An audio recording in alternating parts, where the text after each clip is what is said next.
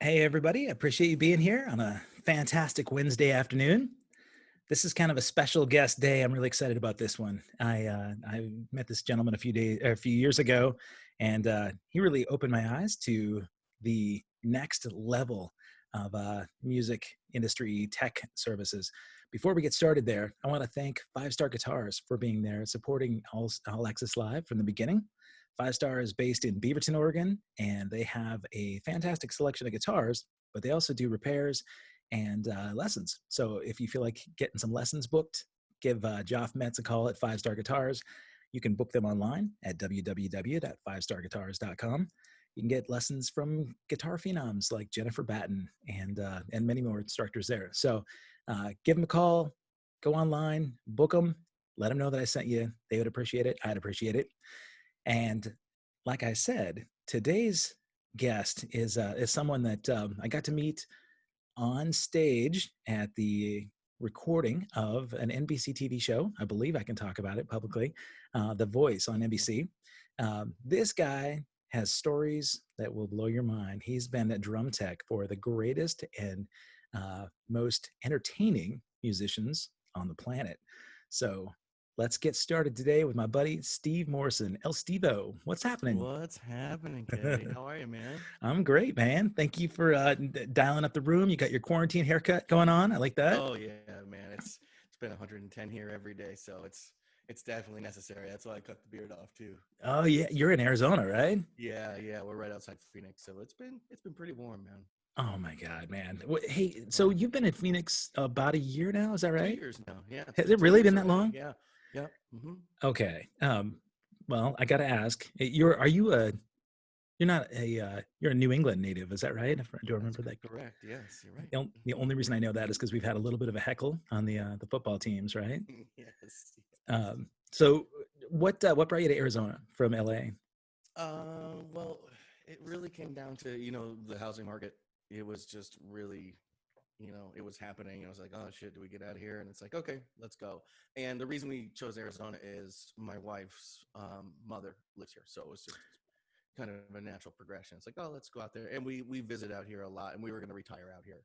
So Okay. it was like, let's just go. Let's try it. And I mean, it was a horribly hard decision because I was still on The Voice. I was still working for Nate. It wasn't like the show was going down. It wasn't like I got fired or anything. It was just like I was bummed that I had to leave my buddy.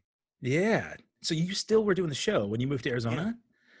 Well, How? no. I resigned from the show right before I moved. So I finished Okay. up finished up 14 seasons, Oh and my then I split. Yeah. So now my dear friend Gravy is taking my place, and he's doing a great job over there taking care of me. So God. All right. So let's back up before that.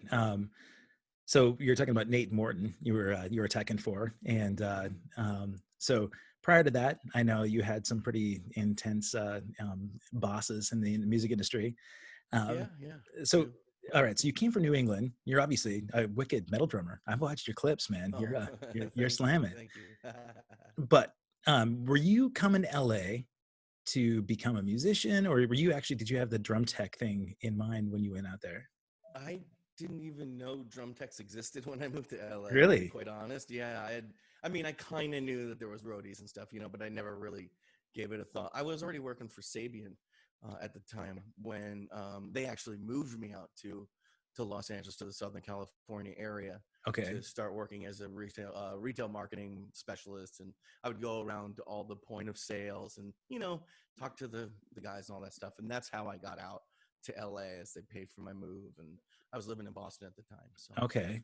Did you that's go how I through got out there. the formal music education in Boston? The Not in Berkeley. My folks said if I went to a state school, I was from Connecticut, so if All I right. went to a state school, that they would pay for books and sticks and drum kits, and Oh, I was a marimba. I played marimba and vibes, so I had a bunch of mallets I had to buy, all that kind of stuff. So really? All right. So yeah, so that was the reason why they like go to a state school. So I ended up going to Western Connecticut State and had a great education over there in jazz performance and classical percussion as well. See, I didn't mean to dumb you down when I talked about you being a metal drummer. You've obviously got the sophisticated education. The man, the four mallet marimba stuff and those vibes. You know, I did a little bit of that in college, and it was beyond my strong capabilities. But I applaud you. And you said jazz studies. So were you wanting to be a teacher, or were you wanting to do performance? Well, my mom, my mother, who is a teacher or was a teacher, she's retired now. She obviously wanted me to go for music education. So that's what my major was when I started. And then I just realized that I wanted to play, man. Yeah. You know what I mean? I wanted to be in the industry and nothing. And I applaud every music educator out there, because I mean, without them, we'd be absolutely lost, Yeah, you man. know. But, you know, for me, it was, you know, I wanted to be in it. So Yeah. then so I switched over to classical percussion. Then I switched to jazz vibes, and then I ended up on jazz drum kit before I left. Okay. So I'm trying to think of what year, because you're a couple of years younger than me, I think. So what year did you graduate high school? High school was 96. Okay. And so 96, um, I was 88. So I was just thinking about the drummers that were jazz drummers that were back east that were really making a name. I had this jazz drummer uncle in Chicago, and he was playing around a lot, and he was buddies with Louis Bellson, right? So he hit me, like he'd meet with Louis and send me, you know, CDs and autographed heads and that kind of thing. But Weckel, Kaluta, Gad, those were the guys that were always doing clinics, even right around the time, 96. You know, the Buddy Rich big band thing had come out right about then. And Oh yes, yeah, the uh, Burning for Buddy stuff that Neil did. right. Yeah. Yeah, Neil Oh, it did was it, so but good. all those rockers ended up doing really cool jazz tracks. So like Oh Bissonette yeah, just yeah, slayed it. like Sorum doing Balulawitch or whatever the Right. name of that track was, That, man, and Gad on Love for Sale, man. Those records were so huge to me, dude. I had both, and it was just like I burned them out on the CD, man. It was just those were great records, did you have like a jazz influence that was big in your life? dude. I mean, I was big into Coltrane, man. I was a Oh, huge Coltrane fan. You know what I mean? So I was really into that, like, and I don't want to pigeonhole and sound like some sort of jazz nerd and be like, oh, it's post pop modern blah blah blah yeah. bullshit. But like, you know, in between like Coltrane and Don Cherry, like real like fast, like at least 160, you know, real swing Yeah. rock. You know what I mean? Like little 4-piece, you know, piano, bass, drums, and a horn. You know, Okay. something like that. Were you wanting to do that when you came out and you had your Sabian gig in LA? Were you hoping to get like a jazz combo? And At that point, no, I was just really excited about being in the industry. okay. I was just really excited, like, holy crap, I've got a job with an amazing cymbal manufacturer. You Right. know what I mean? This is fantastic. I can't believe this. So, you know, at that point, I was enjoying it. And then, you know, you get to Hollywood and you see the Hollywood scene, and then it grabs hold of you, and you know, we all, you know, you got to, Let's you hear know, about but. that. You weren't married then. No, I wasn't married. I was, gosh, I probably, for lack of a better term, I was single for Yeah. sure back then. Okay. So, but yeah, I mean, it was just, you know, after Sabian, I went over to Guitar Center in Hollywood, and that's where I kind of met everybody. Okay. I was working with Aaron Montgomery. We worked together in the drum department. He became the drummer for Trapped. Okay. Back in the early days. So that's who I went out with at first. I met Shin and Leto there as well. Hold Met on, some hold on. So other, before you go go there, ahead. so Trapped was your first. You said you went out with them, so you're a techin for him, drum techin. Yeah, that's when I first, okay, I guess I should go back a little bit. So Okay. when I was with Sabian, I was here and there, I was kind of like checking out new local artists that I kind of wanted to give a little leg up to, even though I had nothing to do with artist relations. I had fun doing it, you know? Okay. And Was Christian the A&R guy then? no, actually, Stanky and I started the same time. We both were doing the same job when we got hired in 2000. What was that? 2001, I think it Okay. was, or 2000 maybe. Anyway, whatever. Yeah. And he was Midwest, and I was the West Coast. So Okay. Stanky and I did the same stuff, or he was Okay. East Coast. I can't remember. Yeah. All right. And so, Sorry. and then I left, and then he went up, you know, and took Bobby's job and all that stuff. So yeah, I love that dude. Oh my god. Yeah, for sure. Okay, so you made these contacts and you're out there and you're working Guitar Center. You made all these connections with people, as you do. When you got to LA and you had this great gig with Sabian, were you thinking this is a career? This is like you're going to be a lifer Sabian guy, or were you actually thinking I'm going to elevate and move into the music industry performance stuff? I mean, I guess, like, and let me just move my mic real quick so I can look up at the screen a little better. Sorry. You bet.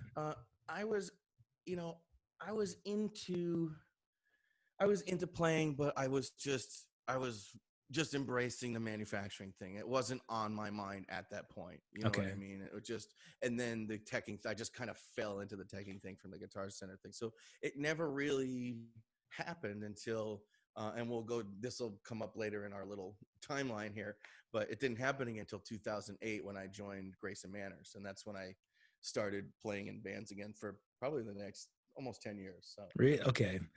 Around the LA area, were you traveling and doing some touring? I was with Dr. No there, Okay. behind me. I can't say something good about this LP claw. Sorry, DW. This LP claw is not staying. For the non-drum and non-tech people, there are going to be a lot of product manufacturing terms that Steevo throws out here, and Oh yes, that's probably true. I love it, man. No, it's good because you can pimp the ones that you work with, and then dog the ones you don't like. Yeah. But Well, this is an old LP claw, so that's probably why. The new ones work great. no problem. Go So Dr. No, you were gigging around doing some touring with? Yeah, we did some West Coast stuff, just a van and everything. But I took a tech out with me and stuff because I had a massive drum kit like an idiot. But it was just so much fun, man. 224s, 10, 12, Ooh. 16, 18, 4 crashes, 2 hi-hats, 2 Chinas. Of I just went course. for it, man. Of And then I course. triggered the kicks, because I Yeah. mean some of that stuff was like, I can't remember what it was. It was like 16ths, like I don't even remember what it was. It was so fast. It was like 2 something. It was just killing me. Ripping double bass stuff. Yeah, but it was fun. It was a lot of Yeah. fun. And you had a tech with you. So you Mhm. mentioned that the tech thing sort of fell into your lap when you were working Guitar Center. So Yes. was it more that you developed a relationship with these guys and they thought, you know what, man, this guy is super cool. I need somebody to help me take care of my stuff on the road.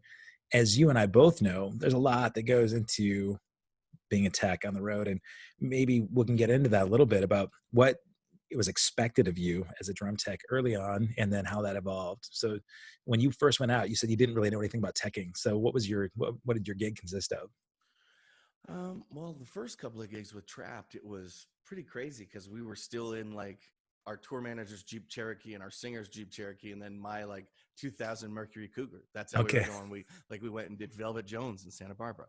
You All know what I right. mean? That was kind of the first gigs I was doing with Trapped. I mean, the record hadn't come out. They had just signed with Warner. They had just finished the record up in Vancouver with Gagarth.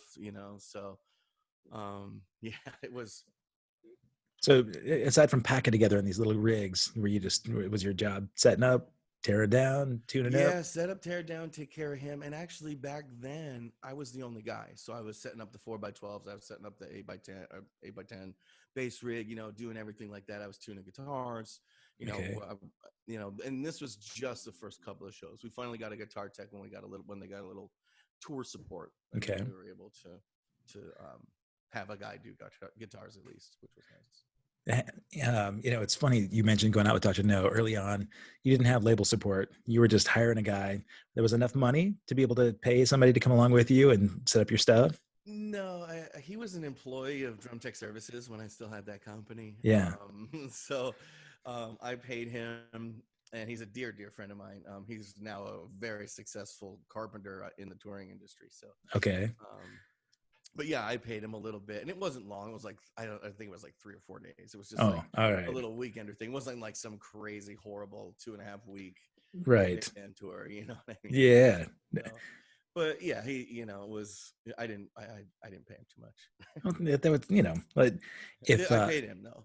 and there's sort of a compensation in the education part of it too, right? So when you first go out as a tech, you're almost like an apprentice. You go out and it's a thankless gig, man, for sure. Because you're kind of the unsung hero behind the scenes. Yeah, Um, yeah. Mhm. as things evolved, and you talk about bands getting tour support. So in Trap's case, you're out there and you're the guitar tech, you're the bass tech, you're the drum tech, you're setting up, you're tearing down. I would guess guy breaks a string, you're swapping guitars. As you get sort of more tour support, you can just focus on drums.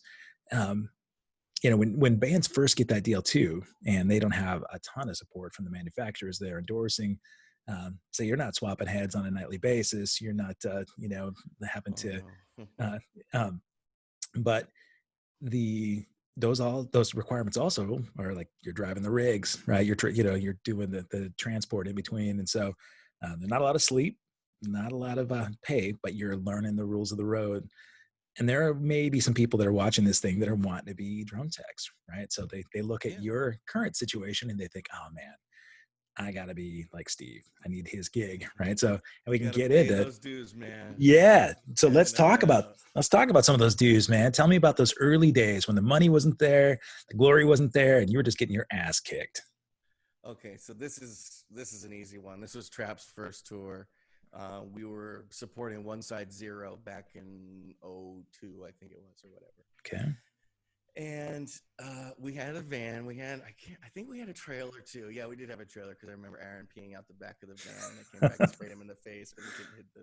Yeah, I remember that. Amateur move. So, yeah, totally, man. I couldn't believe it. And it sprayed all over us. It was Oh, a ride. That was a great ride. So what happened on that tour is I drove the first day, like up over the hill, from into Oxnard and stuff, okay. from the valley, and I almost veered us off the road going over the hill, so I didn't have to. So they kicked me out of driving, so it was Okay. fantastic. So I didn't have to drive the rest of that run. So that let me preface that. So, but I remember us barely having hotel rooms. You know what I mean? And it was one hotel room we all shared. I Oof. mean, that was straight up. Or Yeah. maybe there might have been two for all of us, but I don't think so. Not I enough remember beds for everybody vividly. anyway. No, there's no Yeah. way. I remember vividly laying in that little trough that's in a van, that Oh little yeah. trough by the wheel well there, I know it well. and beer spilling over, and like I wake up in an inch of beer, man. Like that was a bummer, dude. Yeah. It's just like it's those types of things that I remember very well. And they were, I want to say that it was a long time ago that happened to me, but it wasn't. So I'm not.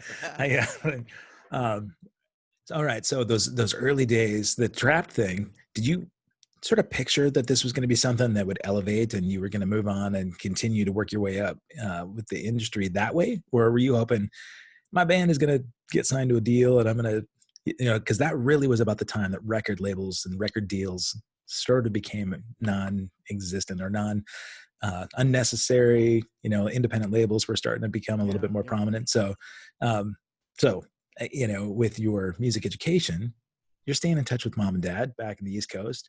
Are you saying, "Hey, I'm using that education well. I'm out here sitting in the van and a bunch of beer," and mom and dad are real proud of the decisions that Steevo is making? Uh, Yeah, in the beginning, I think they definitely were questioning it. You know what I mean? yeah.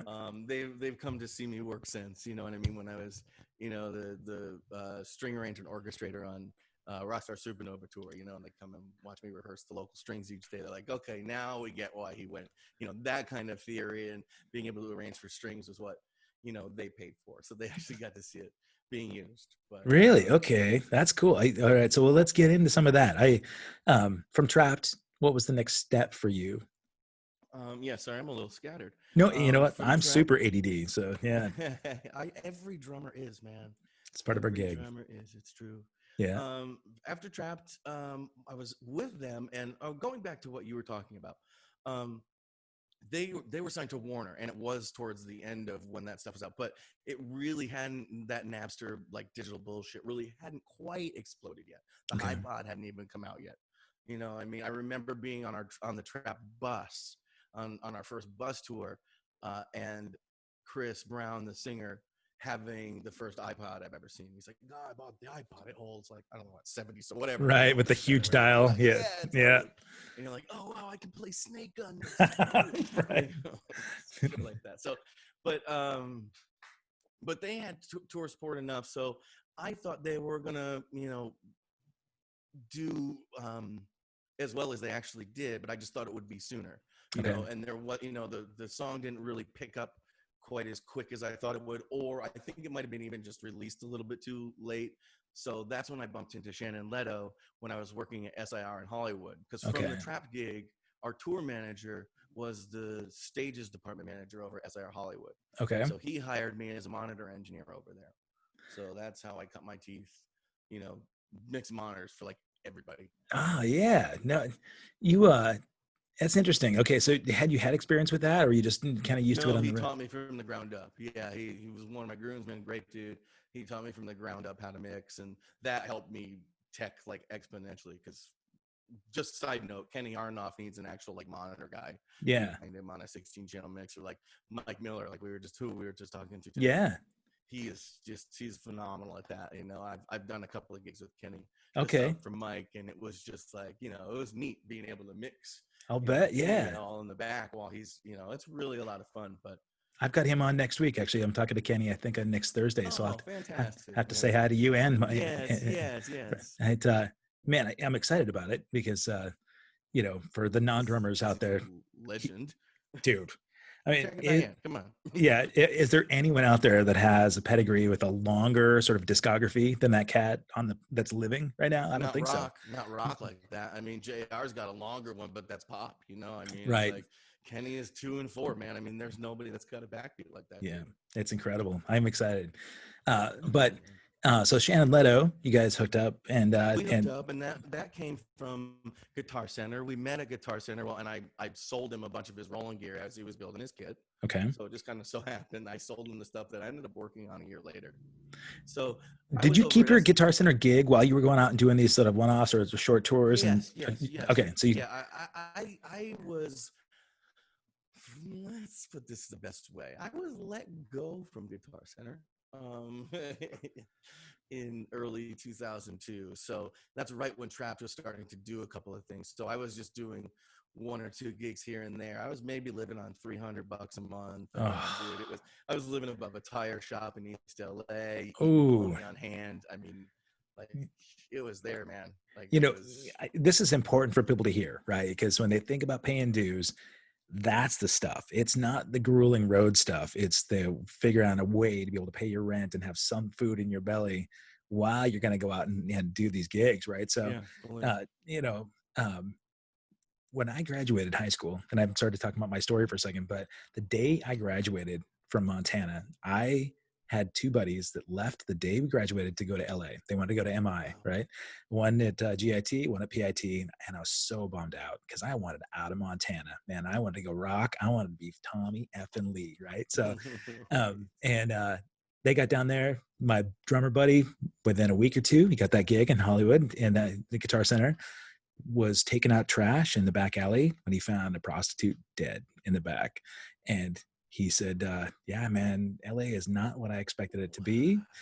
He's no longer playing drums. The guitarist is no longer playing guitar. I mean, everybody that I knew that went out there, it was just too grueling, man. And it kicked their ass. And so, I know like going to LA or Nashville or Boston, or wherever you're going to go, you better be ready to weather the storm. Right. And so absolutely. I think you and I both know. I know Jason Jones from out here. He talked to you a little bit about sort of getting in the trenches to learn some of the teching. And I think you took him under your wing a little bit and we're helping him out. Jay's a great dude. Love that guy. He's a good dude, but I'll bet you he didn't expect some of the stuff that it has to happen in order to be able to have a sustainable career with this. At that point, when you're eating bologna, living above a tire shop, and you're working the Guitar Center gig until that no longer happened. Can you think back to that point and think, all right, I'm questioning my decision here to stay? Were you thinking about heading back to the East Coast, or were you just like, man, I'm gutting this thing out, I'm going to go for it? And I was definitely in it, Kenny, right. for sure. I was there, man. And to be quite honest with you, I was living the dream. Like we had built a half pipe on the roof and everything, and overlooked downtown. I mean, really, we were in a rough neighborhood. Like we were in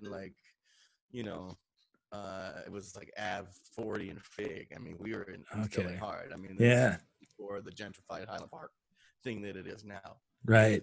So, I saw a couple of drive-bys, watched the guy get shot outside my convenience store where I bought that bologna, so it was just, but I mean, to be honest, man, I was loving every second of it. I wanted to live in an urban area, And was it the energy and the vibe and the rock and roll sort of like atmosphere? All of it. It was, I always wanted to be on the West Coast. I knew I didn't want any more snow. So that's really what it came down to. And, I enjoyed New York City, spent a lot of time there while I was in college because it was just a train right away on the Metro North. Yeah. So really enjoyed Manhattan, but there was something about LA, I guess it was because Fabian was like, well, do you want to go to the West Coast? And it was, okay, sure. Yeah. And that's how I ended up there. But like we had traveled there as a family, the four of us, my sister, my folks, back when we were kids in 87 and 90. Our aunt and uncle lived out there. So, we would visit them in San Diego. They took us to LA and I was enamored. I was just like, Yeah. okay, this is the spot. So I Palm knew I'd end trees, up being pretty there. women. And I just, yeah, man. It Yeah. was just like, I want to be here, whatever happens. And I guess at that time, I wasn't thinking, hey, I'm going to stick this out. It was just life going by. I wasn't seeing it as like, oh, I'm going to make it. It was just like, shit, right. man, this is going on and this is Cool. brutal. All right. Yeah. Well, all right. So, got your mindset in place. And so the next things for you then, as you're gutting it out, I mean, what was the first real opportunity where you thought, oh, okay, this is serious. This is a living wage gig that I've got. When Shannon offered me the first 30 Seconds to Mars tour. Oh, Their sweet. very, very first tour. I was part-time, like I said, at SIR Hollywood, and Shannon and the boys came in to rehearse in one of the rooms, and I bumped into him in the lobby. He's like, hey, man. He's like, I'm looking for a drum tech. He's like, do you want to come out on tour? And the reason I had gotten hired at SIR was not because I was a monitor guy. He had hired me. My buddy Jesse had hired me to be seen and to try to get a job. He's like, if you just come and work here a few days a week, he's like, you'll get a tour in no time. Really? He just kind of plopped me into a place where he thought it would work. Okay. It did. And like within 3 weeks, Shannon was in rehearsing, asked me to go out. I said, of course. And he's like, $700 a week. And I'm like, oh my God, right. that's amazing. I made it. So yeah. I was like, yes. And then, when I knew I had made it is when the old Prevos, like the original Prevos, the XL2s or whatever ones or whatever the hell they were, they, pulled in and into the place with the trailer into SIR. I'm like, okay, I got a bunk and a bus. Yeah. This is dope. You know what I mean? And of course, everybody remembers their first bus, man. You're not it's a special time. You're not driving the van anymore. And now you've got, You got a back lounge, you got a front lounge, you got your bed, it's such a hang, man. And it's the first legit tour. So how long did you go out for? I did that. Oh gosh, that was a long run. We went 4 months straight without even stopping. Wow. We did a month doing solo club gigs to only 200, 250 people. Now they play soccer stadiums. Right. It's amazing to me. Yeah. So that was neat to be a part of that early. We did a month supporting Incubus. Okay. On the Honda Civic tour, and then we did a month supporting Seven Dust. Oh, and sweet. those guys took me under their wing. So it's like, did they? Yeah, I mean, I've been friends with all those dudes since then, and it's just like, and their crew, and it's, I mean, they changed my life. I mean, simply as that. Really? My life. That's how I met Tommy, et cetera, et cetera, et cetera. Oh, and all those guys. Yeah. So. Okay. Yeah. Well, tell me about that connection. Because a huge Seven Dust fan. We even last year when we were out with Flock of Seagulls, we did some gigs where we paralleled. We shared a parking lot. Our hotel and those. And I saw. A buddy of mine came in and he said, yeah, man, I just ran into Morgan Rose in the parking lot. I'm like, what? He's not here for the Flock of Seagulls show. I can guarantee you that, man. And, but they had a show like in Medford, Oregon. We were doing a big 80s thing down the road. And so I just missed him. But I've hung with him a little bit too. And LeJean, great dude, man. And of course, dude, Morgan Rose, what a wicked drummer. But what's their connection to Motley? You said that Tommy and you met. Morgan and Motley, Morgan and Tommy are super tight. They're good, real good buddies. That's cool. So, and when I had met Viggy, Tommy's drum tech from like 98 on, I had met Viggy back in 2002 when he was working for Godsmack. I was with Trapped. Okay. And we had met, we had just stayed in touch. And then he was working on the New Seasons record with Seven Dust, doing some programming, keyboards and stuff. And he's like, hey, Motley's going back out. Do you want to go and tech for Tommy? I'm going to stay with Seven Dust. And I was like, yeah, okay, that's fine. How long had he worked with Motley? He had done, he was 98. I think he started in 98. Viggy's been in the industry since he was a kid. I mean, Whitney and Prince. I mean, he's a god. So it was more just, it was kind of a gig change for him. It wasn't like, yeah, he didn't see the opportunity that Motley was going to be a great out. He'd already been Well, there, did it. he'd done it, and he was getting more into playback and all the and synthesized sounds and stuff like that. Okay. Like that's his thing. He's the guy, Okay. for like his company Playback Control. Everybody uses his playback rate. All That's right. out on the road. It's like Cool. it's the one. So Yeah. but so he was getting more into that. So that's why I think I'm not speaking for him, but that's why I assume he would have stuck with the Seven Dust gig, Okay. because that was more in his wheelhouse, Okay. and he wasn't into just schlepping hardware and drums and cymbals and Right. shit around it. And it was probably not a real difficult decision for you to say, yeah, I'll take the Tommy Lee gig. Yeah, I mean, it took a long time to get. I mean, it was a few months, and I was remodeling homes unlicensed with friends of mine, and we were doing illicit substances while we were remodeling home. I mean, dude, it was brutal. I was doing this for like a year because there was no tour. Trapp's record cycle was over. 30 Seconds to Mars record cycle was over, and I had no work. No one had heard of me at that point. So Okay.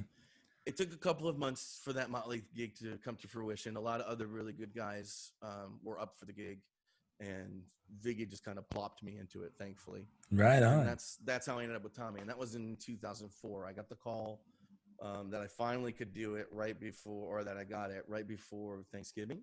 Okay. And then I had to go to Tommy's house like the day before Thanksgiving to pick up a D-Drum 3 module and some triggers because I'd never used a D-Drum 3 module. Okay. And we had a show the day after Thanksgiving at the Palladium or whenever it was. It was like we started rehearsals 2 days after Thanksgiving, and then we had a week and a half before we did that reunion show at the Palladium that brought them all back out. Okay. So that's how it all went down. I had like 24 hours of Thanksgiving one day. I just was sitting there, 2004, just learning the D-Drum 3 and just getting ready for this, what ended up being a gig of a lifetime. Yeah, man. It's interesting. So Viggy made the recommendation for you, and it's uncanny how every single time this conversation happens that somebody got the gig just because of the word of mouth, right? It's always what it is. Yeah, but you wouldn't keep a gig unless you're an easy hang, right? I mean, just whether you're playing the gig or you're teching or whatever, if you're a pain in the ass, you're not going to keep the gig, right? So Tommy's not going to keep you around if you're difficult, and nor would Nate or anybody else. I mean, we hit it off pretty quick. I mean, he and I are I mean, we're two peas in a pod. We're pretty identical dudes. Yeah. You know what I mean? So it's like we have a fun time together. I'll bet. Yeah, man. But, I mean, two big kids. I mean, yeah, that's exactly what it was. And so back then, like, he was single, I was single. We floored it like, we had fun. We had a lot of fun.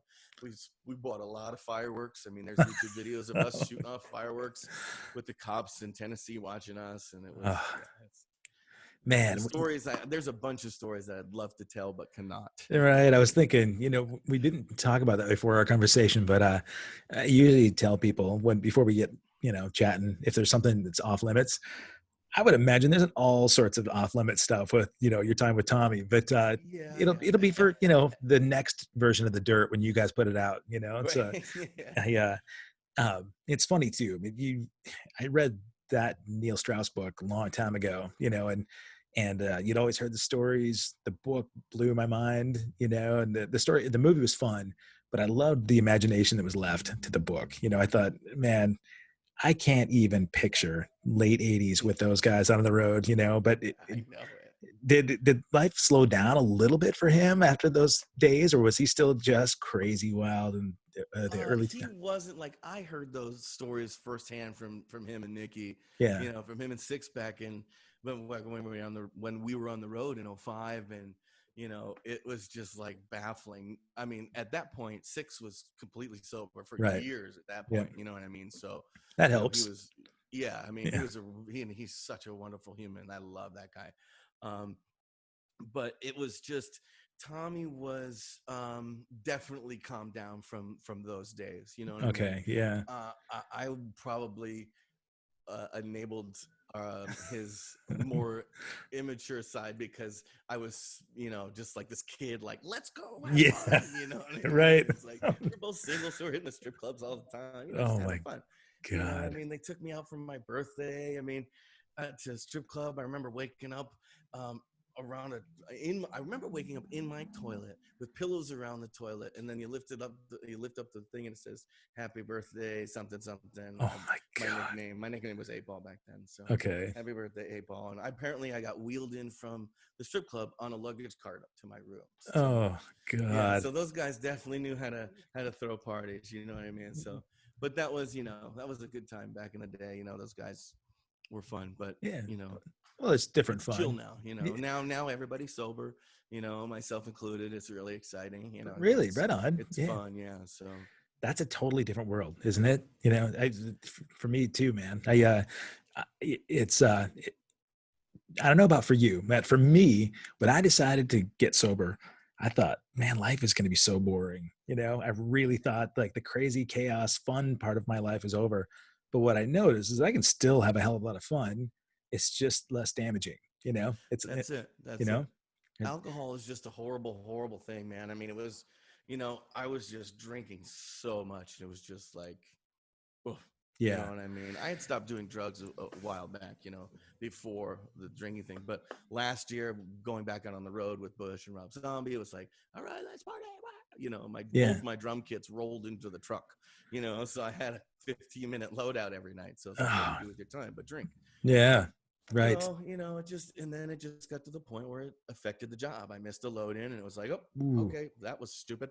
You know yeah, what I mean? And you don't do that. You know what I right. mean? It's like, and I want to talk about that because it's like, it's important for guys to know. It's like, you can have one of those. You get one gimme. You know what Yep, I mean? But then it's like, that's it. that's You know what true. I mean? So it's like you will get pigeonholed pretty much for life, if you blow off anything like that. I mean, it's a bad look. So Okay, so you mentioned every gig, and whether it be a tech gig or playing, reputation, word of mouth. I mean, that's where those things come from. But you're right, man. If you screw up and you know that you're the guy, or you know about the guy that misses the gig, misses the load in, is late for sound check, whatever, because he tied one on the night before, you're a liability. oh, there's no question. And that guy, it's interesting, man, because most of the time with the Flock of Seagulls, we're out there with a bunch of bands that had their heyday from 1980 to 1988, whatever. Hmm. And I would say a vast majority of those guys really appreciates the fact that they're still out there making a great living, doing what we're doing. And if they took that for granted and they tried to relive the moments of what they had in the 80s, man, I mean, it's all thrown away, And Fully. I met Dave Weckl in 87, right after I started playing drums. And I was a full on hair, long hair, rocker. Had never seen Weckl play before. Didn't even know that kind of music existed. I went to Wow. see Chick Corea acoustic band, and I was so floored by his show that I raced backstage and I talked to him. He invited me back to the hotel in the lounge, and we sat and talked for a couple of hours while my dad sat at the table over next to me because he knew I was the starstruck kid, floored by the technical prowess. But Weckl was so cool to me, and he said, "You party?" And I thought he was like asking me, and I said, "No, man, I'm straight. I'd never drank any drugs, anything," because I was playing in bands at that point where the guys in my band were a lot older Hmm. and loaded every night. They're in the 30s and I was 16, 17, and I was like, Right. man, I don't want to be a deadbeat like these dudes. And so Weckl said, it's good, man, because if you did and you continue to do it at my age, that career is gone. There's no way that you can maintain that kind of thing. And he didn't lecture me. It wasn't like a soapbox. He was talking to me as if he really considered my opportunity to play music for a career. And it meant a lot to me, man. And he actually wrote me a letter. I still had this letter where he talked about electronic Wow. percussion and just checking in. I'll never forget it. And that conversation, I made up for it in the partying that I did after. I didn't really drink and party until I had kids, and I had a phase where I figured, all right, I'm going to catch up on this. And so my 30s were really spending, the crazy party time that most people do in their late teens and 20s. But Oh, how funny. when you meet people in the industry, as I mean, you guys, the Motley guys, they're all sober. They lived that life, and they lived to tell about it. And so you can sort of take mentorship from these cats that have these stories that they can say, hey, Steevo, like, I need you to be there. These people care about you. You've got a relationship with Tommy that's built for a long time. And Tommy'd probably be the first one to tell you, man, you've got a gift in what you do. And I will say, I've seen your gift, man. I saw what you did with Nate Morton, and it's incredible. Like I said, it's a thankful job, but and we can talk about that transition, man. But I can't believe the hats that you wear when you're out there teching. Your tuning skills are unparalleled, but you also, I mean, you talk about working in the voice, Rockstar Supernova, and you were working on the string sections and doing some writing. Paul Merkovich was also music director on that show, right? Oh yeah, Paul did all this stuff on the show. I did this tiny little like 16 bar thing that we did in the live for our live tour, which Paul Okay, wasn't a part of. Yeah, I want to give Paul all his props due. Yeah, that sure. he didn't go on the tour with us or anything. We were supposed to have the house band out with us, and then they ended up not being out with us for various reasons, which is kind of a Okay. bummer. So Is that how you and Nate met, like yeah, through Tommy and doing the Rockstar thing? yeah, because Okay. the way it all worked out is it was a pretty intense time because we were out. We were out on Motley Aerosmith, or Aerosmith Motley, obviously, at the time. And we were commuting back and forth from wherever we were playing, taking a private jet back to LA I guess every week, or at least was it every week or twice a week. It was often. I remember being on a jet all the time, That overnight, all the time, you know. that's crazy. It I, was, I mean, let me tell you, it was, you know, I mean, it's like that was like kind of like the holy shit, what's yeah, going on here, you know the what I mean? This pinnacle. is, yeah, I mean, it was really cool, man, you know. But so we were commuting back and forth during the Motley Aerosmith thing, and Tommy would play. He probably played 5 or 6 times during the course of that season. I'd fly out when he needed to play, so Okay. I'd come out. And then John Shazuli, who's a dear friend of mine, who's the guitar tech on The Voice, he was the entire backline tech for Rockstar, for Okay. DTS and Supernova, both seasons.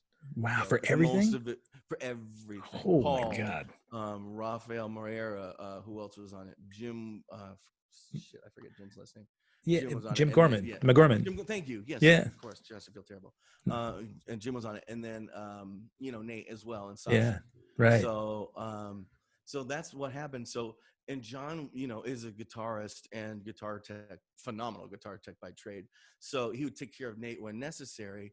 But I ended up having a little bit extra time because, you know, we'd fly in at 5:30 in the morning and call was at like 7, and I just Okay, drive down from Van Nuys Airport to CBS Television City and just plop and just go early because I'm like, I'm not going to go to sleep for an hour. You know, right. I just landed, you know, like playing Toronto. I remember we played Toronto one night, and then we flew overnight home so we could film the show the next morning Oh at my like 8 God. because it was a European show too, so they needed to get it edited and sent out. And Wow. it was a rough few weeks, but it was super fun. But anyway, long story long, that's how I met Nate. I changed the snare head as kind of like a surprise, Yeah, you know, because it was getting a little worn. And so I just went up there, changed his head, and he came in. Hey, you changed my snare drum head, and that's what happened. that's So, it. He just said, "Hey, yeah, I need a guy." oh, Did no, I mean, we just became friends after that. yeah. We didn't work together for another, gosh, how many years was that? 2011. Yeah. Okay. So, and that was 2006. So it Okay. was, yeah. So about 5 That's years. yeah. He had. I remember different texts after that because he hooked me up with a couple of guys. Yeah. But I Vegas can't. Steevo was in Vegas. Remember for the share stuff. That's right. Yeah. Mm-hmm. Yeah. Well. Oh my God. Yeah. Alan Um, Glassman, I think, was his tech for a minute too. okay. Yeah. That. Yeah. No. That's a. We have this. The share gig was an interesting one for him. Uh, a friend of mine, Dan Reed Network drummer, was getting married, so we went for his bachelor party. Oh Most wow. Oh. most yeah, to go to share for a bachelor party in Vegas was not what we expected, but Nate was playing, you know. So we hung out in the lighting booth for a little while and Okay. watched, and I texted Nate because after like the 8th costume change, you know, it was a great production, but we were wanting to go hang and party, you know. And Right. I texted Nate and I go, "Hey man, she's like on 25 minutes of this monologue at the beginning, so we're gonna jet." And he goes, "Oh yeah, she's almost done." And I'm like, "Wait, this is an every night thing?" And he said, "Dude, it's Vegas, it's the show." But he's texting me from the stage, and I could see the little light, you know. He had Oh yeah. the little panel back behind his kid, and he texted me the entire show. You know, he just like did wheel the drum back a little bit, and yeah, so it was more of a correspondence between Nate and I during that show, but That's funny. That guy's but amazing at multitasking, by the he way. is. I mean, it's just You know, phenomenal. it's nuts. But I think about you guys connecting because your personality is such that, you know, you can make friends wherever you go. Nate is that same guy. You meet Oh my Nate gosh, once yeah. and you feel like, oh, we're best friends, man, you know? Truly. And, you know, having that personality, I'm sure, is what let you had all these other people making recommendations, and the trust thing is huge. You know, for somebody to say, grab a hold of Steve, man, he's the guy, you can trust him. You know, and it's nice to know that people trust and respect you enough to be able to make a recommendation that's, you know, it's a life changing gig, right? So you, Yeah. when you started work, you met Nate, but you hadn't started working with him. You were still working Tommy during that Still time. did Tommy. Yeah, we finished up the middle or the beginning of 2007. The Supernova tour had finished. Motley's cycle was over. And so I had met a ton of people, obviously doing all of the festivals for the you know the 2.5 years we were working already. You know what I Right. mean, with Motley and all that stuff. So I got a call to go to Marilyn Manson Okay. with Ginger Fish, my buddy. Yeah. Um, and so I went to do that, and you know, I think Motley only took a year off when they did Crew Fest in '08. So if I would have just waited a year, I could have just hung out. But you know, I couldn't not work for a year, so I Right. went off and went to do another tour. And I went to Manson for a year, and that's where I met Dan Cleary, who was keyboard teching out there for Chris Vrenna. He ended up being, or I ended up being his drummer for his band Grace and Manners, and that's how I Oh, got into playing again in cool. 2008. And so that's when I was like, okay, I was working for Ginger. 2007 went by. I'm like, I want to play again. So this was my come to Jesus for playing. You know, I didn't have it when I first moved to LA. It was 2000 and late 2007 where I'm like, okay, I want to do this. You know, Yeah. so I asked around, you know, all the contacts, you know, my dear friend Kevin Packard, when he was over at D-Drum, you know, he took care of me, and, you know, everybody everywhere, you know, was like, oh yeah, here's some stuff. And, you know, which was amazing to just be able to get back in it and start really going for it. And so we tried to do that thing for a couple of years. And during that time, Dan was also tagging for Dave Navarro. Okay. So we met actually on the Panic Channel tour before Manson, and then we decided to play together on Manson. Oh, wow. So we did Jane's Addiction together from 2008 to 2010 while we were playing on the side. So we'd have our Really? own band. Yeah, it was great. And you were Steven Steve signed. Perkins? Yeah, I was with Steven, All right. and Dan was with Dave. We'd get to when Steven would have like Hell Ride or somebody play like the Dragonfly, they'd have us open. I mean, it was Right. rad, man. They really took good care of us, you know. So Steven's just, I mean, if you know him, I mean, he's an amazing human. I So, love you those know, though. I've really worked for the best, literally the best guys in the industry. You really have. Between Nate and Steven and Ginger, I mean, they're the sweetest dudes in the world. You know what I mean? Teddy Campbell, I mean, Joey, you know, I mean, even Joey Jordison. I mean, I love Joey. He is a great dude, you know. Yeah. So Man, you know, drummers that are out there that are thinking, man, I'd really love to get a drum tech gig. You know, hearing your story that you've worked with all the industry greatest, you know, um, how would you, if somebody came to you like a Jason Jones, you know, and said, hey, I want to get in this thing, you know, I've been playing drums, I understand, you know, that side of things, but as far as teching goes, they wanted to do this for a career. As a new sort of apprentice, little Padawan, you know, what would you say to one of those guys about breaking in the right way? breaking in is just like it's hard to break in. I mean, go local, do local clubs. I Yeah, mean, and start getting seen. You know what I mean? Or, you know, like in a case, find a local band that's starting to get somewhere. You know, and glom onto those guys and say, hey, let me tech for you for free on a couple of these gigs. And then sure. all of a sudden, you know, they get signed or they get to whatever the new signing is nowadays. Yeah, But you know, they take you out, and then that's kind of thing. I mean, that's the way it's going to happen. You know what I mean? If you've never done it, no word of mouth is going to get you a gig. I won't right. send a guy out that's never teched. Sure. You know what Yeah. I mean? It's like I need to know. You know, I need to see the guy work.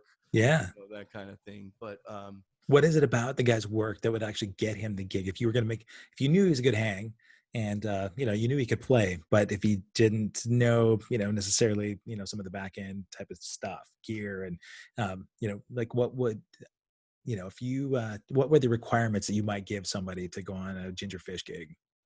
Well, my requirements would be a lot different than what the drummer would require, of course, Yeah. because I'd be more I would scrutinize him more, trying to make sure, like Ginger, for instance, would be taken care of, So, um,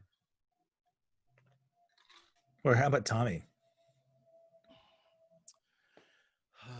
I mean, it's all about the hang. I mean, Yeah. and that's with Ginger, that's with Steven, that's with every single guy. I remember Nate said to me once, we were walking outside Henson, um, and we were trying out a different studio tech just to try to get some different tom sounds. The engineer producer, we're trying a buddy of mine out, Mike Fasano. I think it was Mike. Mike Fasano. Yeah. I think it was Mike, or it was John Nicholson, one of the two most amazing studio guys in LA. You know what I Yeah. mean? It's like, Yeah. um, but I remember Nate saying to me, he's like, I don't care if you tune my drums like tin cans, I'd never get rid of you. That's So awesome. that's a statement that really that's stuck with me, and makes you think about the tech industry. Like, you're a golf caddy, you're his caddy. You want to take him and put him on the green, put that ball in the cup. You know what I Nice. mean? That ball in the cup is 30,000 people going bonkers at the end of the night. Right. You know what I mean? So that's the key, and that's what I tell people. It's like, you're his golf caddy. Don't be a yes guy to him. Yeah. Like, if he boned to Phil, give him a cute little smirk. You know Yeah. what I mean? Like, hey, I noticed you boned that, Phil. And Yeah. then it's fun, and then it just becomes an energy. It's like, all of the guys I've worked for we always interact during the show. A lot of guys, a lot of my tech friends, I think it's the same. They'd say the same. Okay. We interact during the show. We Sure. enjoy each other. We have fun. There's moments, that we always look at each other and sing parts to each other, or just stupid shit. You know what I mean? Yeah. They're like, even like on Motley, when to light Tommy's cigarette and bring it up and put it in his Nice. mouth. Stuff like that. You know what I mean? It's like, Yeah. there's just interaction, and it's just, you want to make him just be like, oh, my dude's back there. I'm Right. good. I don't care what happens. This thing could fall apart around me, and I'm good because he's back there. Yeah. No, that's Like, huge, man. That's it, man. Yeah. I love the caddy analogy. You talked about interacting during the show. It's funny. So Glenn Sobel and I were talking about when Tommy's, his wrists were jacked, and Glenn had to fill in for those gigs. And he said, it was great, man. Tommy would sit with his cans on at the monitor board and talk back to me and say, oh, hey, this is where it's going to get hot. Hang on. And the pyro, back behind him, or, So he'd say, he'd just give him cues like, check it out, man. The click is going to slow way down on live wire in this part so that you can really pull back on Vince. And I thought, if you didn't expect it, that would totally trip me up, But the fact that Tommy's back there, kind of just like Jeff, coming from somebody like that. Yeah, man, that's awesome. Yeah, so the hangs that we had, off stage, it was great to see what you were doing with the voice, and you led that. You and Nate hit it off first, and Nate said, man, I got to work with you. The personality part, the connection that you guys made first is what opened the door, and the fact that you actually knew your stuff. Were you building drums by that point too? No, actually, I'm sorry, I'm drinking so much water. I turned off the AC so it wouldn't be so loud. Yeah, and it's And like so, 100,000 degrees there. Yeah, so I gotcha. I'm starting to get a little sheen. I have it too, but I always have to hold my 5-star guitar promo up while I'm drinking. Excellent. And here's my DTS. Cheers to you, DTS. sir. Cheers, my friend. Awesome. This is great. So Building with drums. Nate, what had happened? We'll go to that because that's that same year, or actually it's 2 years later. But Nate was starting lessons. Cher just finished. Right. He was coming back to LA. Like, he was there, Vegas, back and forth. Right. And he's like, hey man, I want to build my teaching stable up again. You want to take lessons? I'm like, well, yes. Hello. Yeah. Of course I do. And so a couple of weeks go by. We had already set our appointments and stuff. And then I get a call or a text, whatever. And he's like, hey, do you want to come tech? He's like, we just got this TV show called The Voice. I don't know how long it's going to last, but, why don't you come out and do this? And, it would be fun. Do you want to come? I'm like, sure. You know what I mean? That sounds great. And I was in between, Rob Zombie tours. So I had a few months off. So I was like, sure, no problem. So I went and did a couple of load-ins for him. I didn't sit around for the shows. I just loaded in the drums, left, came and loaded them out a couple weeks later, that kind of thing.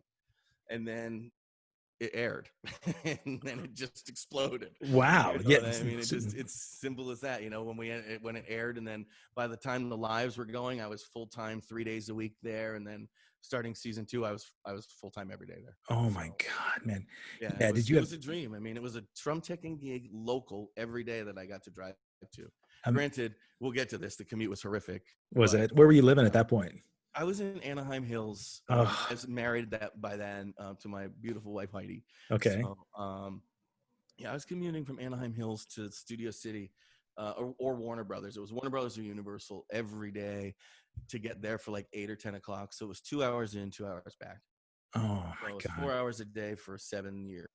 So 7 that was years. You, another drive. Yeah, that was another driving reason, no pun intended, of why we moved. right. I understand, I man. was done. Yeah. You, when you were doing that thing, I mean, Nate and I talked about this, that he had what he felt like the dream gig, right? Because he has this incredible TV show where he can go home every night to his kids and not have to be on the road and sleep in a hotel room, and you know, he can do things like go play tennis with his kids, you know. And Yes, exactly. um, And, go ahead. but the drum thing, you said, like drum building didn't come until a couple years after you started the Yeah, voice. Okay. so we were doing the voice. Voice went on season 1, season 2, whatever. I think fall of 2013. He had bought a shell online, this beautiful like Cocobolo and something stav, stave, whatever the fuck you call it, shell, and he had Stan over at Pro Drum put it together. And then we got it back, and I looked at it. I'm like, huh. I'm like, I think I could do this, you know? And I looked at Stan's parts and I was like, okay, this is cool, you know? And so we were looking for an acrylic kit to use, you know, as one of those downstage drum kits. Okay. And the Crystal Beats hadn't come out yet. Okay.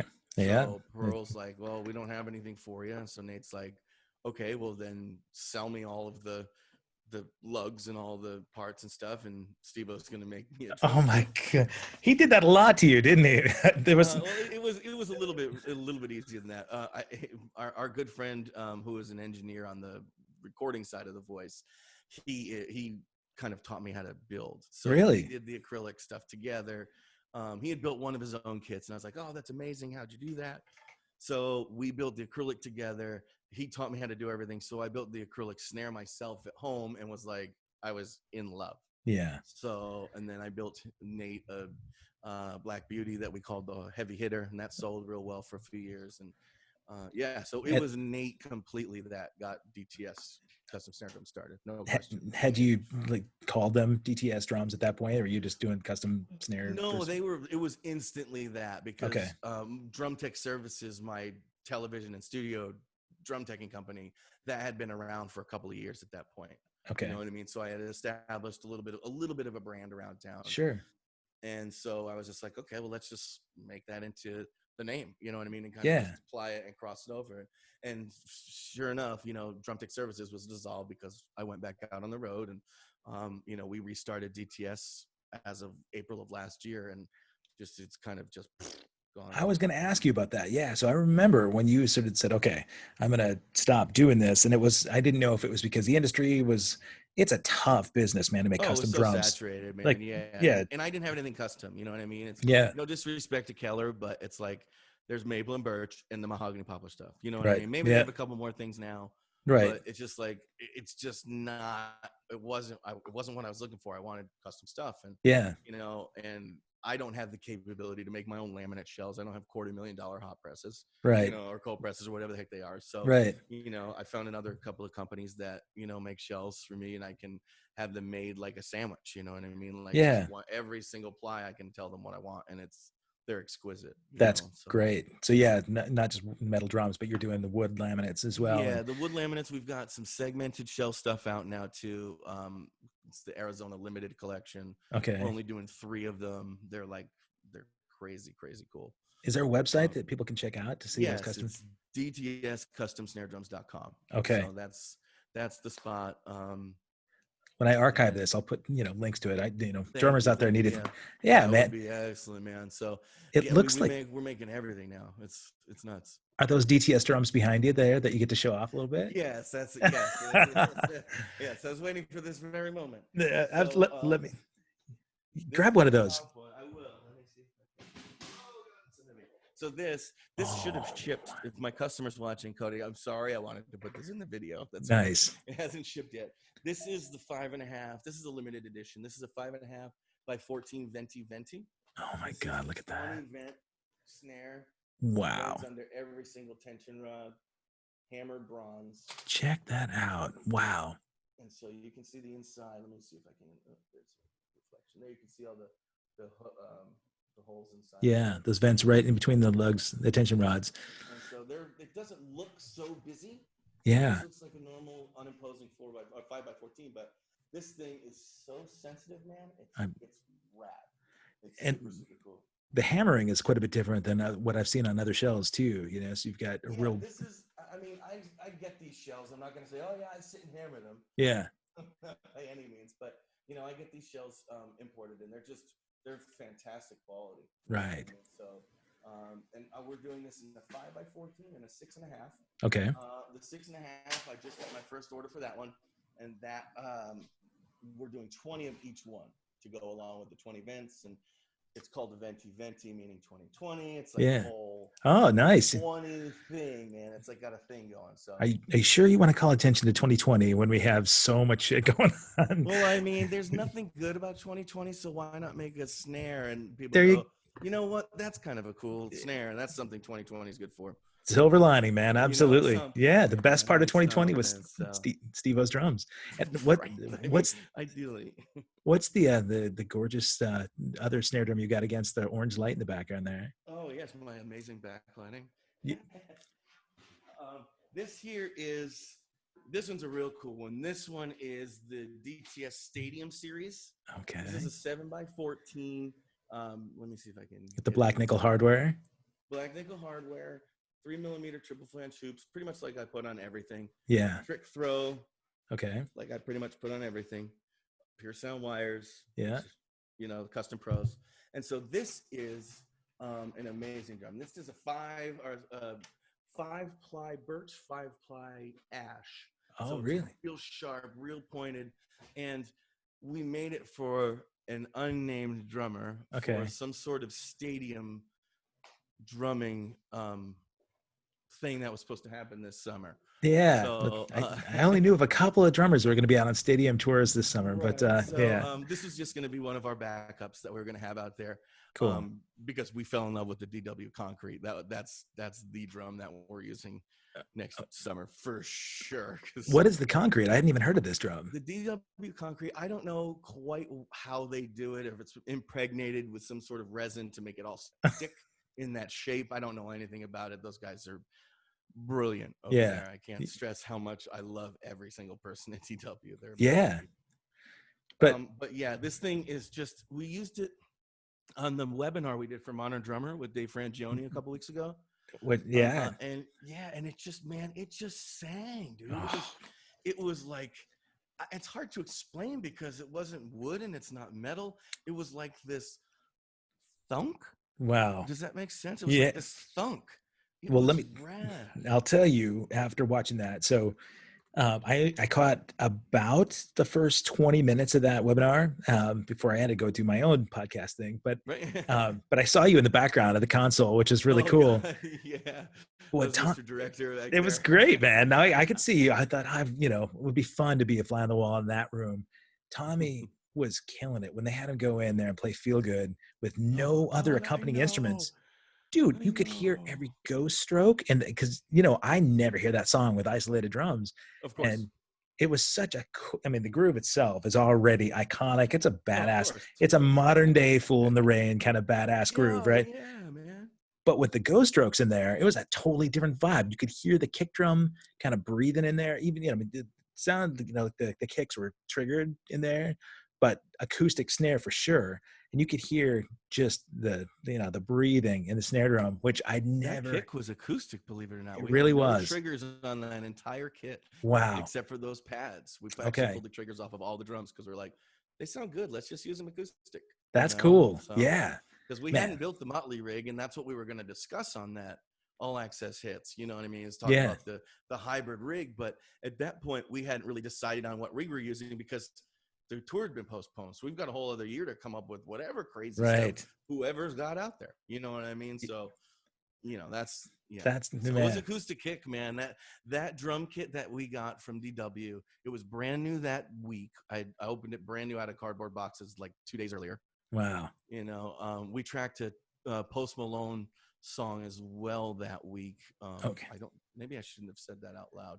I didn't hear it. Didn't hear a No, thing. no, it is. It should be pretty cool when it does come out. But we tracked that on there as well. But it's 26, 10, 14, 16, 18.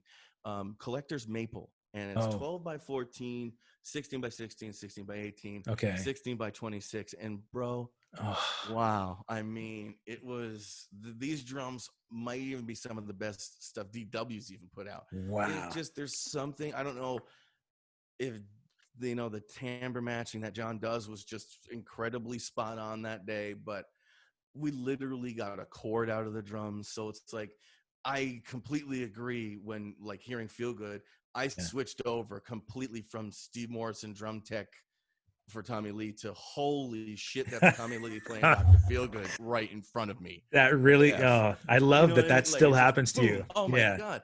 Well, that's an iconic groove, man. And Yeah. for him to just jam it, and for everybody, I mean, I've gotten to watch that groove from 4 feet away hundreds and hundreds of times. I know all the nuances of those ghost strokes. Yeah. But I've never gotten to hear him play it like that either. I never got to hear it isolated. So to hear it and just go, and everybody in the room was just like, there wasn't many of us. There was like 3 of us. And we were just like, this is rad.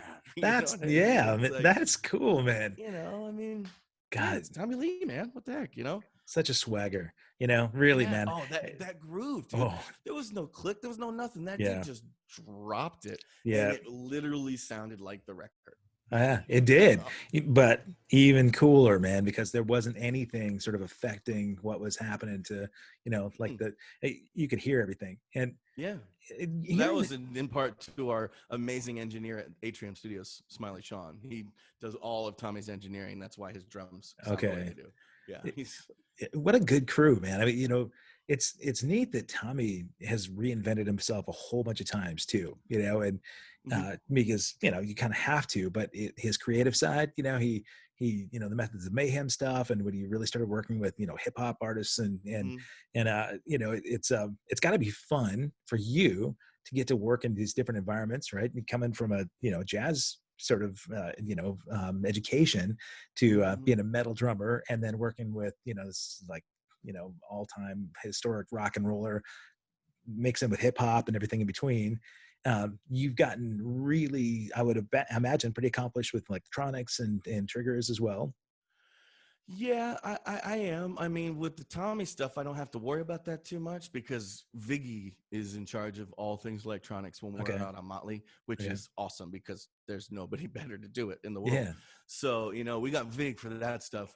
For the webinar, we use what we had at the house, and we will be putting up, we will be doing some new electronic stuff here in a little bit, but that'll be posted whenever that gets posted. So you've got a year, Yeah, so exactly. So for the electronic stuff, I mean, I've been pretty versed in it for a while. I mean, I was the electronic drum specialist at the GC in Hollywood back in 2001. Like, I dove into the V drums when they came out. I was like, this shit is rad. Yeah. So you got to use that a lot more with Nate, probably. Oh my gosh. Once the voice started, like, we started with just SPD whatever, and then he got the deal, and we were able to, incorporate, once Roland started their artist relations department, we were able to incorporate full-size V drum kits into the sides of each of his drum kits. Right. You know what I mean? And it was just like, okay, how else can we implement stuff? Well, what if we trigger stuff just for one song? What if we trigger the lighting for the guys? I mean, just coming up with all sorts of kind of, crazy ideas. So I've always been into it. I'm waiting patiently for a TD15 or TD17 KVX. They're out of stock until August, but I'm excited to, purchase one of those guys and, get back into, jamming a little bit, man. Seems like everything rolling has kind of been back ordered. Everybody decided to be ordering stuff while the pandemic hit. I mean, it's COVID, man. I mean, stuff wasn't being made over there for a while. One of my snare drums is sold out. The shell sold out because Taiwan stopped making them for a couple of months. Right. You know what I mean? Yeah. So and we'll get it back in September. You know what I mean? The whole industry's feeling it. And now, everybody that's, that deals with slow boat goods from overseas, Right. now is really when we're starting to feel it, because production stopped, March, April, whatever. Right. Or for them, February, March, April. And now we're feeling it because this is when the boats would be here. Yeah. So, as a manufacturer, it's kind of like, oh, okay, Yeah. but you just roll with it, and then people are understanding, and they just wait till September to get their drum. Yeah. Well, it's not like they're going to be out gigging anyway, right? And sadly, that's true. I know. Yeah. I only laugh because I don't want to cry, but It's true. I mean, that's it, man. I mean, yeah. it's just so crazy. We're all in the same boat. It's not like, Ah, oh my gosh, 2 tours got canceled because of blah blah blah. right. It's Yeah. like because we're all used to having our friends go, oh man, like Ozzy tour got canceled. Man, all my friends Right. not having a job for the summer. Yeah. Or like when I thought we were still going out and Bush got canceled in Australia for April, and I was like, oh, those poor guys. Right. But now But it's everybody. Everybody.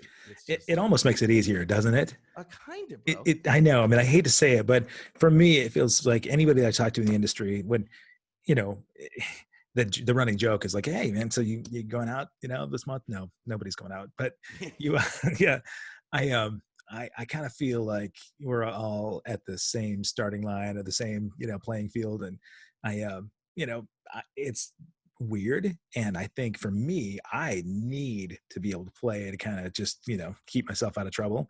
And, so this is really where the podcast has sort of come from, right? Is that I've been able to at least connect with my friends and catch up with them and find out what's going on with them. And, it's almost like being, when you're out on tour and you're hanging with all your homies backstage, and it's kind of like a reunion.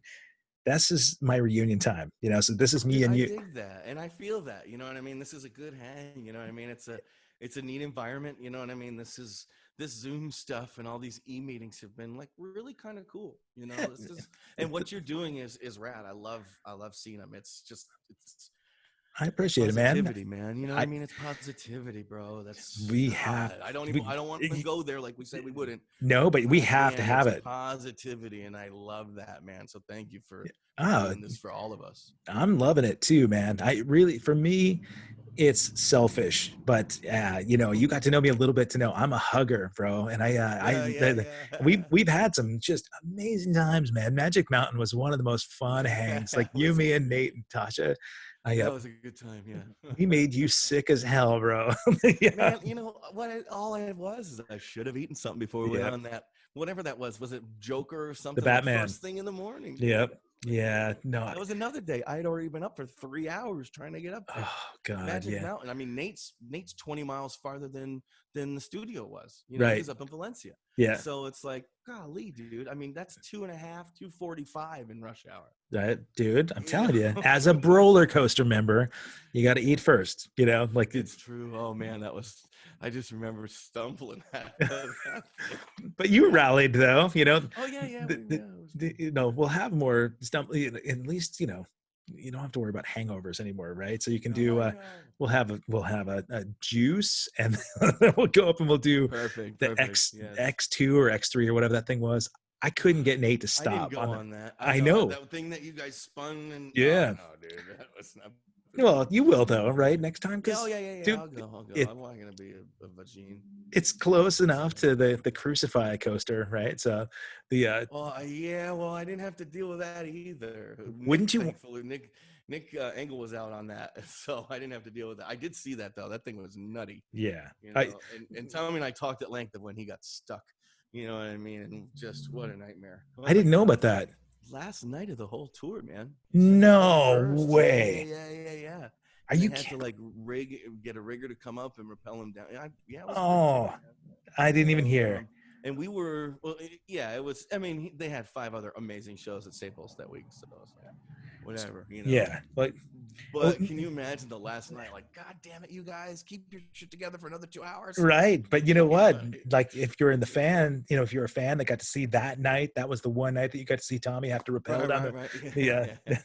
But Sobel was talking about having, tried it out at soundcheck. He said, he said, Tommy, dude, or I think Tommy offered, said, hey, dude, I can't remember if Tommy offered or Glenn asked, but he said, just let me try it out once. And he, was going upside down. And he said the force, with the harness was so strong going upside down that he said it threw your equilibrium off, and you're really having to play upside down and play, against gravity. And Tommy, he's been So doing that good. stuff for so long. Exactly. Like he Probably pretty, knows how to play upside down. yeah. That's the thing.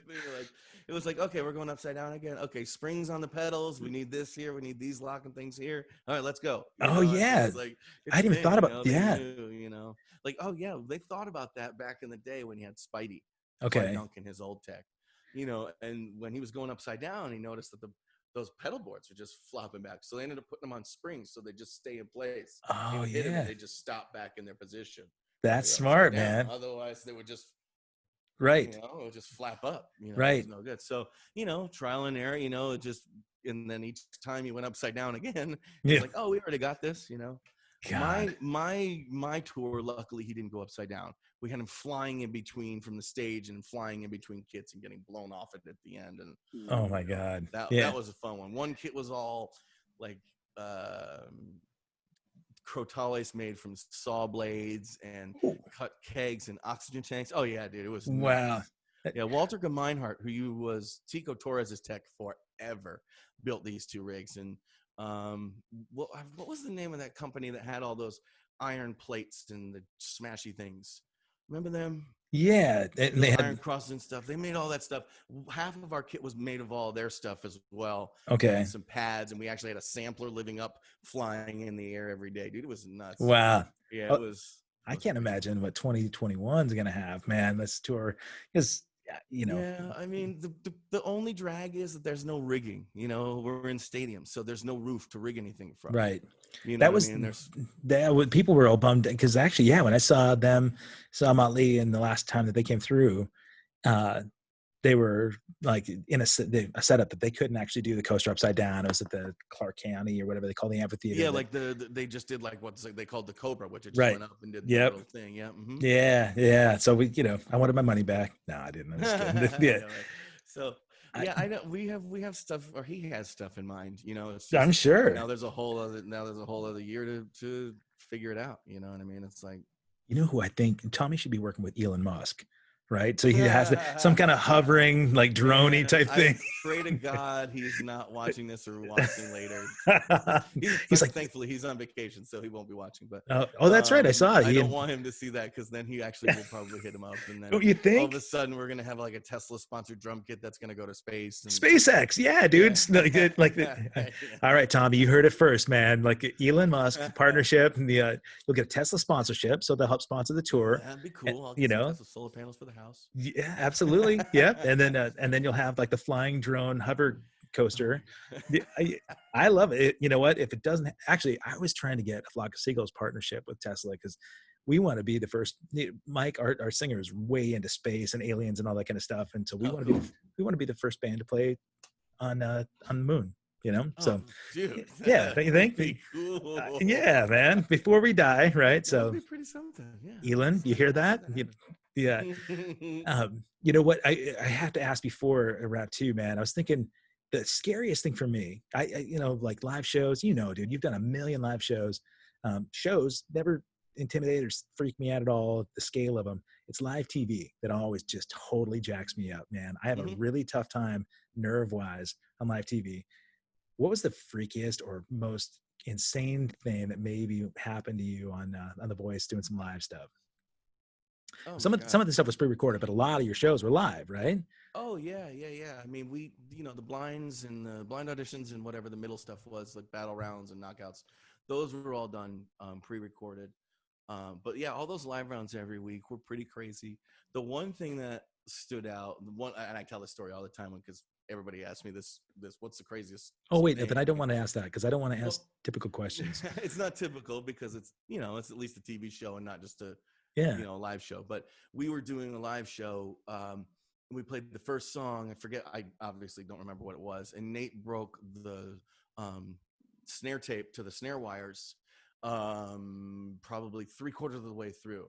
Wasn't noticeable because there wasn't much left of the song, you know what Yeah. I mean? So wasn't really noticeable to the crowd or to anybody but Nate and me and the rest of the band, and like, Yeah. holy shit, what just happened? Right. Dunk. So we had it was a short break that one too. I think it was like 2:45 or 3 minutes. It was a short commercial, and I had to switch it out.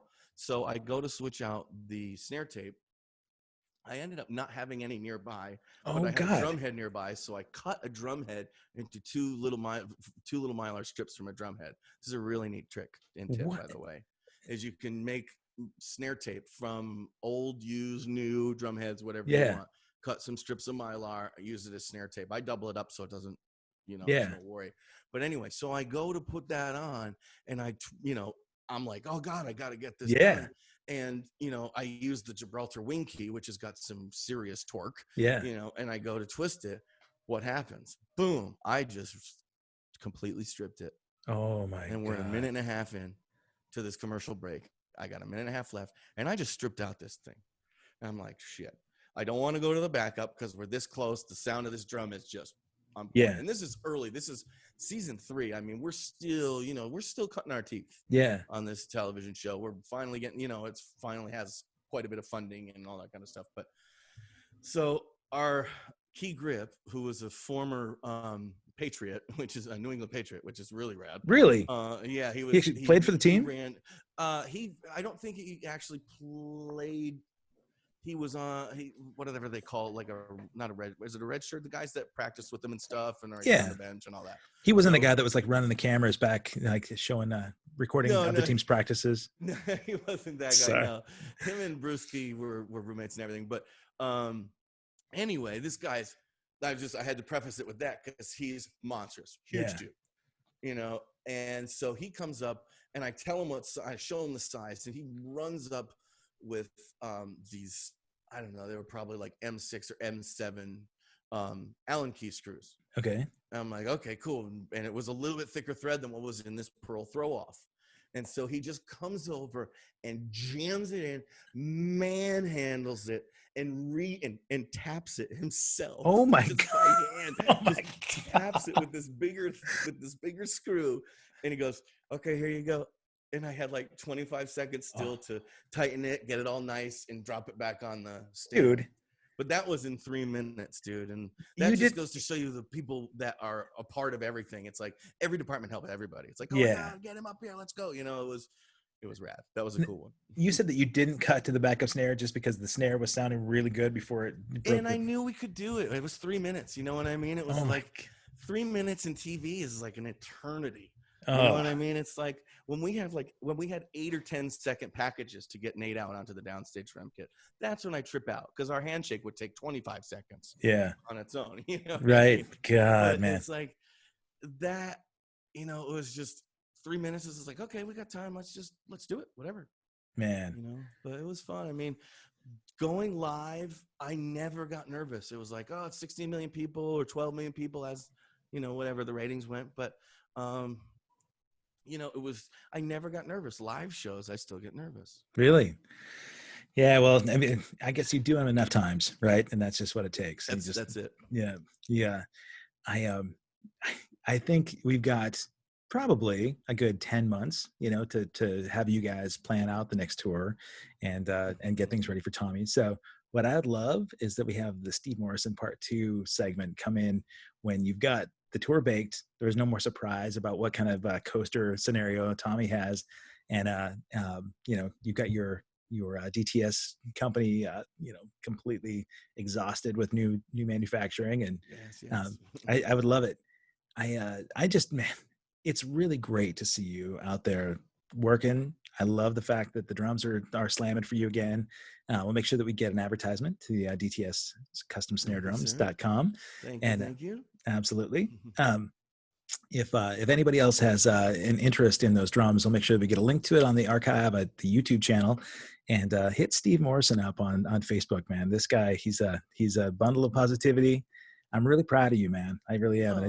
Thanks, Kevin. I'm grateful to stay connected, and man, have a blast when this COVID thing clears up, man. I can't wait to hear about more more stories between you two big kids, you know? Yeah, we're gonna have a fun time, man. It'll be good. It's just we can all get through this thing together, man. We can, get back That, out there. Everybody that, gets playing again. that's it. I got a bunch of your compadres. Like I said, I got Kenny Aronoff coming up this next week. Awesome. Tommy's sister's on this weekend. Cool. I've got Mark Schulman coming up on Friday, Oh yes, Mark. and Love that dude too. I think Dean Castronovo, I think is Tuesday or Wednesday, just before Kenny too. Cool. So Fantastic. all sorts of drums, man. We're gonna have the drum Love it, fiesta man. week. So Steve Morrison, man, thank you so much, my friend. Stay cool in that crazy Arizona temp. I'm And trying, Kevin. I'm glad to see you, my friend. Have a You too, beautiful buddy. week and stay healthy. All right. Thanks. You too, man. Take Love it you, easy. homie. All right. You too, Peace. bud.